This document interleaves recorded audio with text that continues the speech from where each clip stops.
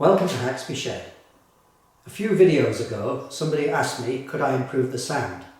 And I've been thinking for some time how to improve it. So this short video is basically a quick kind of blog on what I'm doing. I know I might only get 100 views on this, but some people who produce videos, or just are technically interested, might just watch. So as I'm speaking to camera right now, I'm using the microphones which are built into my Sony camcorder. It's absolutely excellent, to be honest. It can emulate Dolby 5.1 or it can just record in stereo. The problem is that it's quite echoey in here, and being a stereo microphone setup, it picks up all those echoes as well as my voice. So I'm looking to try and improve that if I can. Around about last Christmas, I got one of these Zoom N1 recorders.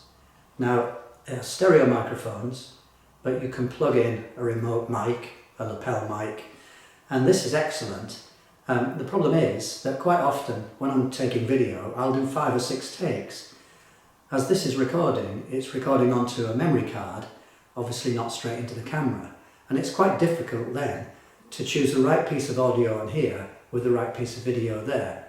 So great though it is, it's much better for things like, an on-the-spot interview. Prime Minister, can you please tell me?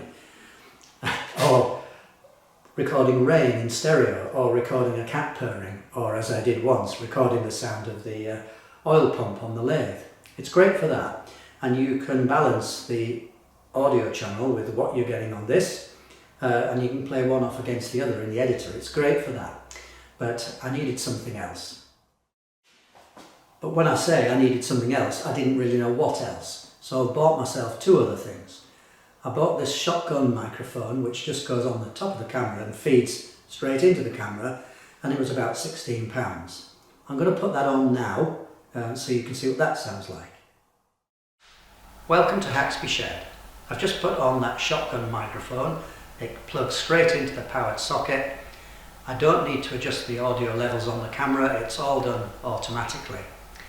And although it's the kind of long shape of that microphone, actually I can walk around it and I can still keep talking and it's still picking me up, I think.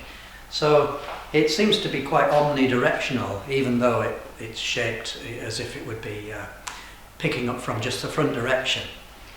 So that might be better to use this.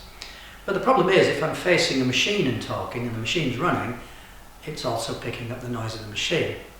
So I might be better to try a wireless lapel mic, and that's what I've done actually. I've also bought myself this Synco wireless microphone. It's a generation 1 and it's 1 transmitter, 1 receiver, that's all.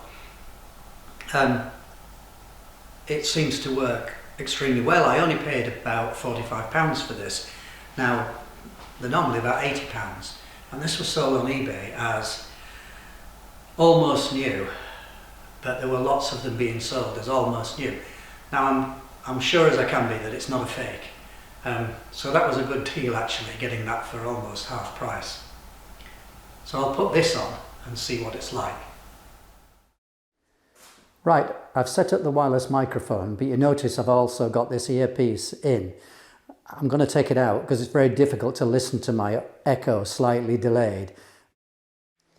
Right, let me explain what that was all about using this earpiece. When I'm using the shotgun microphone, I just plug it into the camera audio levels are set to automatic and it just works. When I'm using this wireless microphone and this lapel mic, which I'm using now, the problem is that the amplifier output of the wireless microphone is really quite high and it overloads the front end of the camera audio input. So I have to turn it off automatic and turn it to manual. But I don't know how far to reduce the volume on the camera without using this monitoring headset plugged into the camera. So it takes a bit of setting up, but once it's set up, I think it's pretty clear. Now, if I'm using a machine, well, this is picking up my voice, it's not really picking up the machine too much. I'll show you that in a second. Over to the machine, but if you're sharp, you'll notice that the lighting has changed in here because we're actually a few hours further on. I took a clip for this I wasn't happy with it. I was getting distortion on the microphone because the input volume on the cameras was too high, but also this lapel mic was tucked behind my shirt and it was sounding quite muffled. So there's one of the problems of this kind of setup, because you only find out that your audio is not right perhaps when you get it onto the editing suite, and then you have to come back and re-record it, which is what I'm doing right now. Anyway, let's start the lathe and see what the sound looks like when that's running.